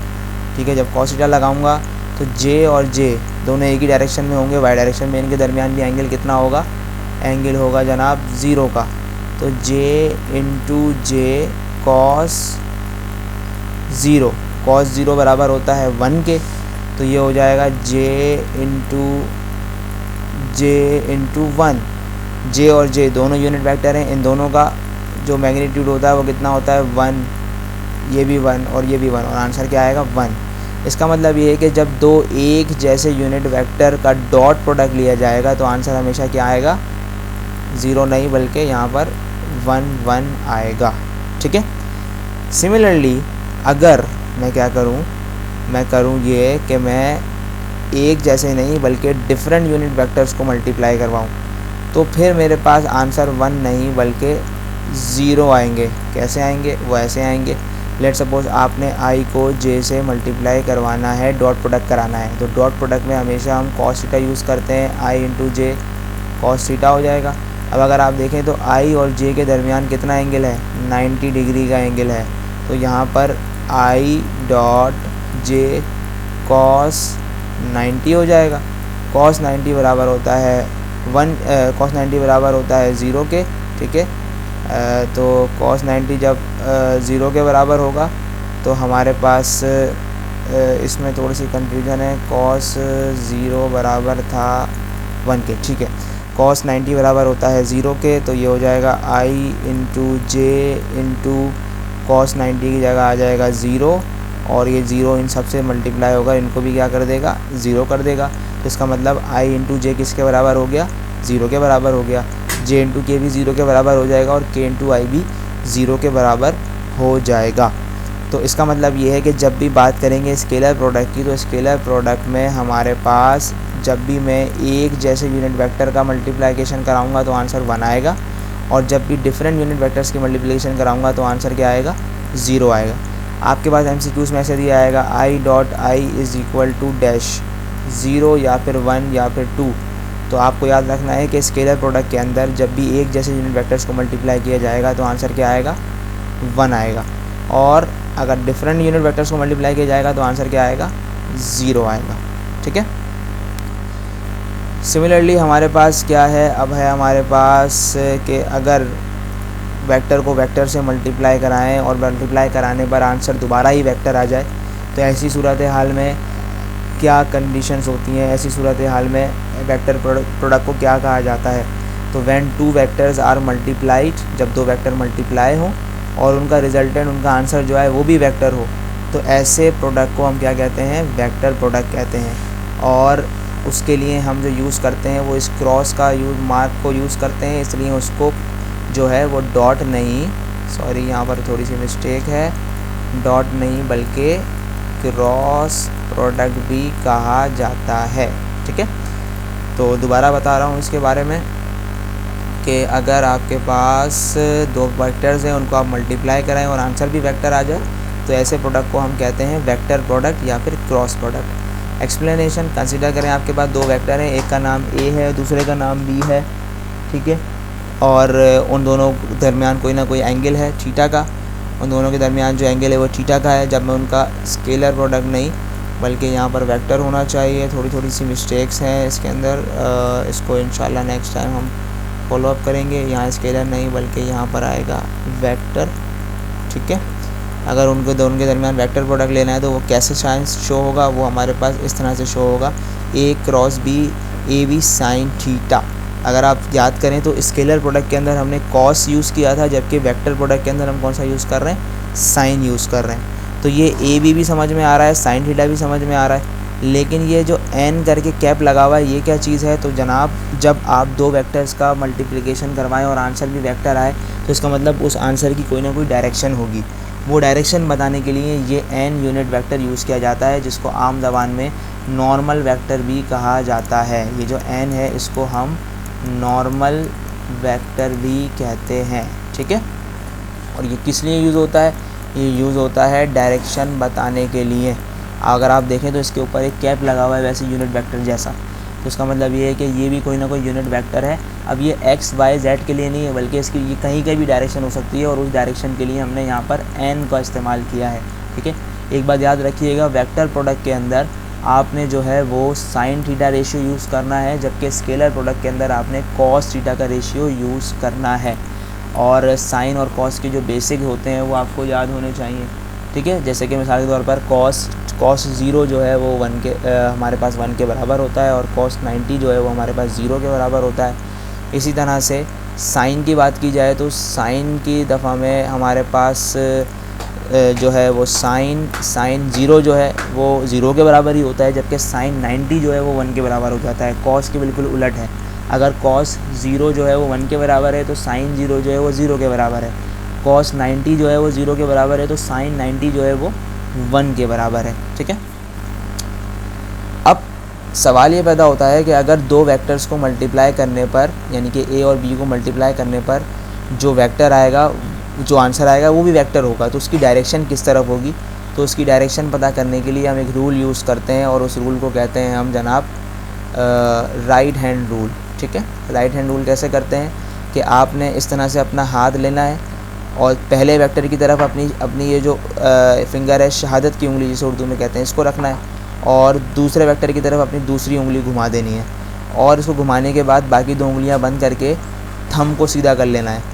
जैसे ही आप थंब सीधा करेंगे तो जिस डायरेक्शन में आपका थंब जा रहा होगा उसी डायरेक्शन में आने वाले आंसर की उसी आने वाला आंसर होगा। यानी कि ए और बी का जब मल्टीप्लाई कराएंगे, इनका क्रॉस प्रोडक्ट कराएंगे, तो क्रॉस प्रोडक्ट करने पर जो आंसर आएगा उसकी डायरेक्शन किस तरफ होगी, इस तरफ होगी। कैसे कि मैं ए पर अपनी एक उंगली रखूँगा और बी की तरफ दूसरी उंगली को घुमा दूँगा, बाकी उंगलियां बंद करके अंगूठे को सीधा स्ट्रेट खड़ा करूँगा, तो यहाँ पर जो मेरी डायरेक्शन आ रही है ये उसके आंसर की डायरेक्शन है, ठीक है।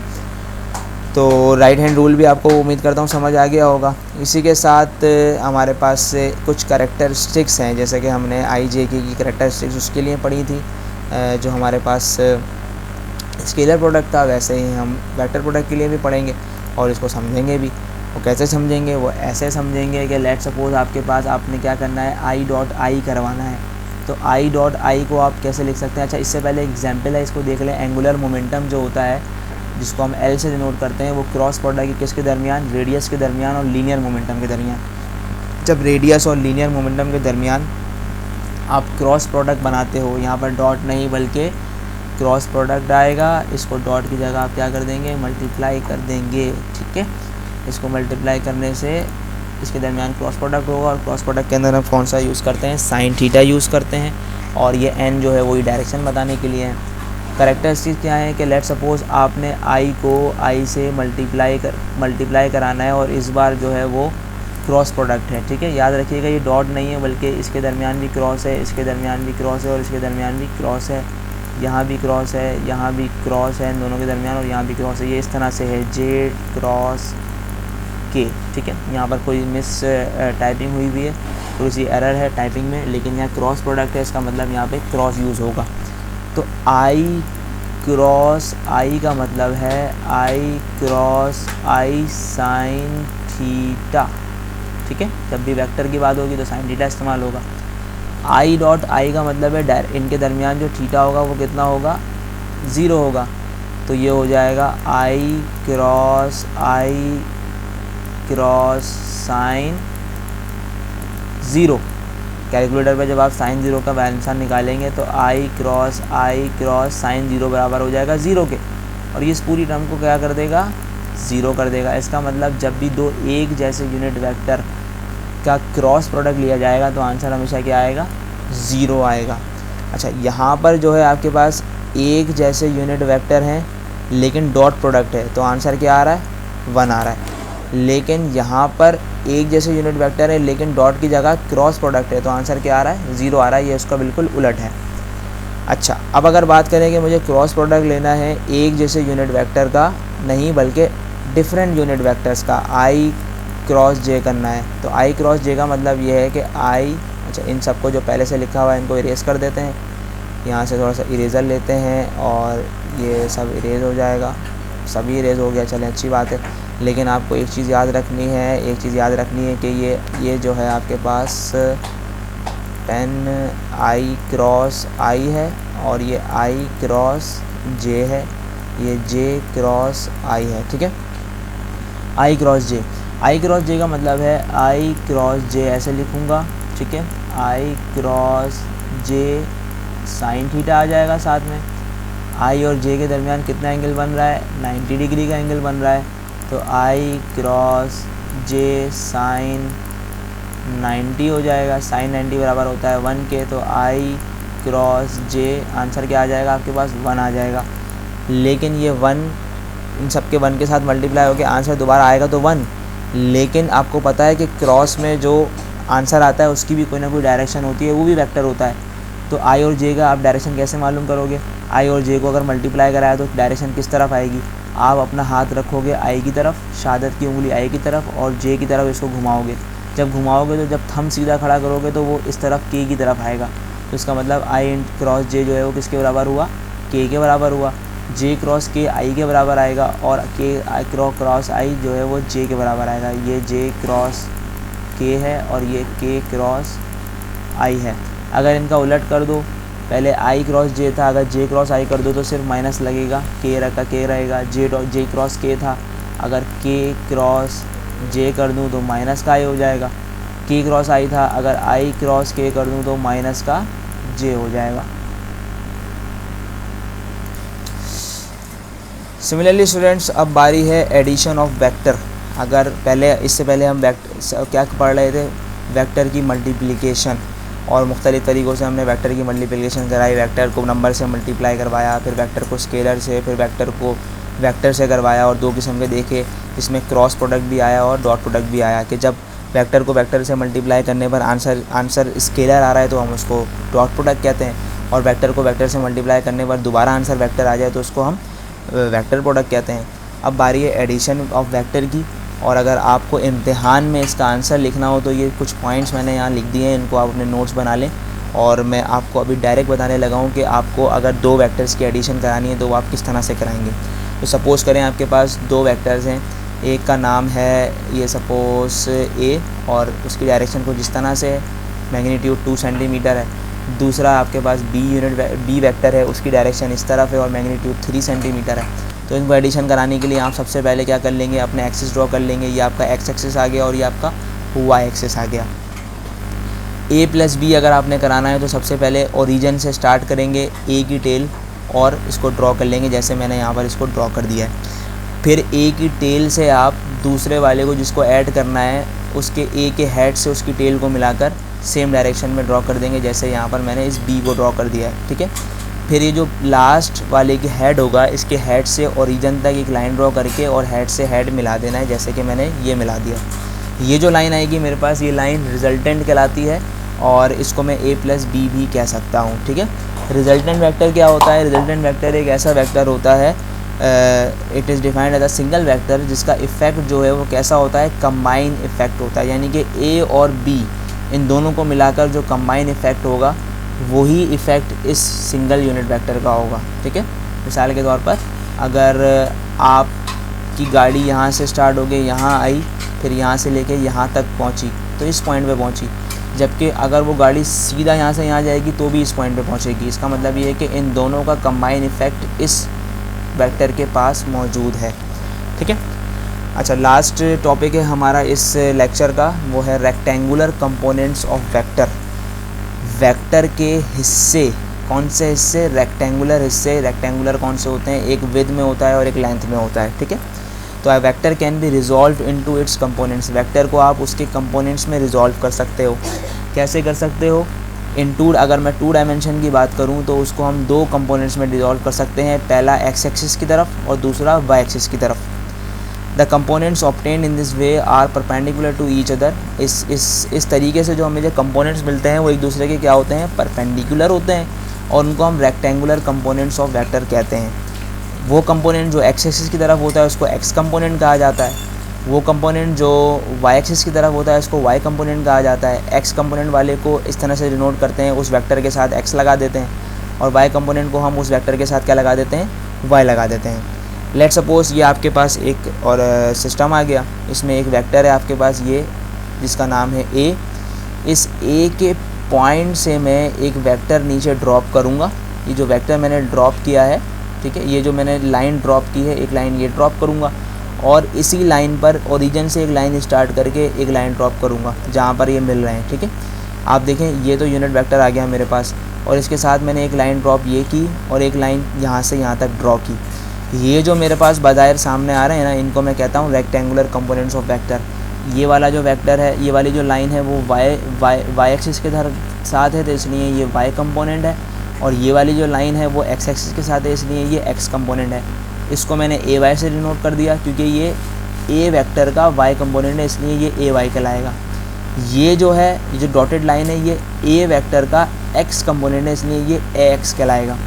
इस पॉइंट को मैंने पी का नाम दे दिया। यहाँ पर जो ये दोनों इंटरसेक्ट कर रहे हैं, इस पॉइंट को मैंने एम का नाम दे दिया। ये तो मेरा ओरिजिन है, इसलिए मैंने इसको ओ का नाम दे दिया। ठीक है। तो अगर आप फिगर देखें तो फिगर में ओ एम जो है, ओ से लेके एम तक की लाइन जो है वो एक्चुअली ए एक्स है। ठीक है। ए वेक्टर का एक्स कंपोनेंट है, तो यहाँ लिख दिया मैंने एक्स कंपोनेंट। एम पी जो है, यानी कि एम से लेके पी तक की जो लाइन है वो ए वाई है। ठीक है। और ए वाई का मतलब ए का वाई कंपोनेंट। सही है। हम इसको इस तरह से भी लिख सकते हैं कि ए वेक्टर जो है वो एक्चुअली किसके बराबर है?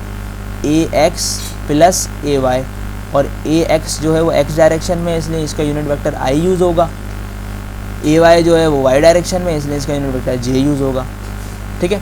It is clear from the figure that, ये फिगर से एक चीज़ बिल्कुल क्लियर है कि अगर मैं triangle O M P consider करूँ, ओ एम पी का मतलब ये है कि एम को सेंटर में रखूँ, इस तरह से कंसिडर करूँ ओ एम और पी, तो ओ एम पी के हिसाब से अगर मैं ओ एम को डिवाइड करा दूँ ओ पी से, यानी कि O M divided by O P, तो मेरे पास कॉस थीटा आ जाएगा, क्योंकि कॉस थीटा बराबर होता है brown curly brown hair base upon hypotenuse के। तो ये ओ पी जो है मेरे पास, ओ एम जो है वो मेरे पास बेस है, जबकि ओ पी जो है वो मेरे पास हाइपोटेन्यूज है। तो बेस को यानी कि ओ एम को अगर मैं डिवाइड करा दूँ हाइपोटेन्यूज से, तो मेरे पास कॉस थीटा आ जाएगा। ये ट्रिग्नोमेट्री के कुछ रेशियोज़ हैं, ये आपको याद होने चाहिए, आपने मैथ्स में पढ़े होंगे, इसलिए इसकी डिटेल में अभी मैं नहीं जा रहा। और ओ एम जो है वो एक्चुअली हमारे पास ए एक्स के बराबर है, ये लिखा हुआ O M is equal to A X, और ओ पी जो है वो हमारे पास ओ पी जो है वो खुद ए के बराबर है। तो मैं क्या कर सकता हूँ, मैं ओ एक्स की जगह यहाँ ओ एम की जगह क्या लिख सकता हूँ? ए एक्स लिख सकता हूँ। ये लिखा मैंने ए एक्स, और डिवाइडेड बाय इधर ओ पी की जगह मैं ओ पी की जगह मैं ये ए लिख सकता हूँ, यहाँ मैंने लिख दिया ए, और कॉस थीटा ऐसे ही आ गया। ये ए डिवाइड हो रहा है, कॉस थीटा के साथ जाके क्या हो जाएगा? मल्टीप्लाई हो जाएगा। तो ए एक्स मेरे पास किसके बराबर आ गया? A X is equal to A cos theta. इसका मतलब अगर मुझे एक्स कंपोनेंट मालूम करना है तो ए के साथ कॉस थीटा कर लें, जो भी थीटा हो, जो भी एंगल होगा, उसको कॉस के साथ मल्टीप्लाई करके आंसर निकाल लूँगा, मेरे पास एक्स कंपोनेंट आ जाएगा। Similarly triangle O M P की मैं अगर मैं साइन थीटा की बात करूँ तो साइन थीटा के लिए हमारे पास क्या होता है? सम पीपल है परपेंडिकुलर अपॉन हाइपोटेन्यूज। तो यहाँ पर परपेंडिकुलर ये ड्रॉ हुआ है एम पी, जबकि हाइपोटेन्यूज क्या है? ये ओ पी है। तो M P upon O P is equal to sine theta. M P जो है वो बराबर है ए वाई के, ओ पी जो है वो बराबर है ए के। ठीक है। तो एम पी की जगह मैंने रख दिया ए वाई, ओ पी की जगह मैंने रख दिया ए, और is equal to sine theta ऐसे ही आ गया, और ए यहाँ पर डिवाइड हो रहा है, इससे जाके ए साइन थीटा से मल्टीप्लाई हो जाएगा, तो हमारे पास वाई कंपोनेंट का फॉर्मूला आ जाएगा ए साइन थीटा, एक्स कंपोनेंट का है ए कॉस थीटा, आई जो है वो यूनिट वेक्टर है, ठीक है, और ए वाई जो है वो ए साइन थीटा, और जे जो है वो यूनिट वेक्टर है जो कि सिर्फ और सिर्फ डायरेक्शन बताता है। अगर मुझे इस पूरे वेक्टर को उनके रेक्टेंगुलर कंपोनेंट से ज़ाहिर करना हो तो एक्चुअली ये पूरा वेक्टर किसके बराबर है, ए कॉस थीटा प्लस ए साइन थीटा। अगर मैं इस फॉर्मूले को इस्तेमाल करूं तो मैं ए वेक्टर निकाल सकता हूं। अगर आपको कहा जाए कि भाई मेरे पास दो रेक्टेंगुलर कंपोनेंट्स हैं, बताइए एक्चुअली वेक्टर क्या होगा, तो आप उन दोनों कंपोनेंट्स को प्लस कर दोगे, प्लस करने पे जो आंसर आएगा वो आपका एक्चुअली वेक्टर होगा। तो उम्मीद करता हूँ ये बहुत ही लेंथी लेक्चर था और बहुत ही डिटेल में मैंने बहुत आसान तरीके से आपको समझाया। उम्मीद करता हूँ आपको समझ आया हो। कोई भी क्यूरी हो तो आप बिल्कुल बिला झिझक आप मुझसे कमेंट में पूछ सकते हैं। मैं आपको एज सून एज़ पॉसिबल आपकी प्रॉब्लम सॉल्व करने की कोशिश करूँगा। और thank you for your love and support. Subscribe कीजिए, लाइक कीजिए और इसको अपने दोस्तों में शेयर कीजिए। आपका सपोर्ट ही है जो मुझे इनकरेज करता है ताकि मैं बेहतरीन वीडियोस और बेहतरीन लेक्चर्स आपके लिए बनाता रहूँ। तब तक के लिए अल्लाह हाफ़िज़। नेक्स्ट लेक्चर में इंशाल्लाह नए टॉपिक के साथ मुलाकात होगी।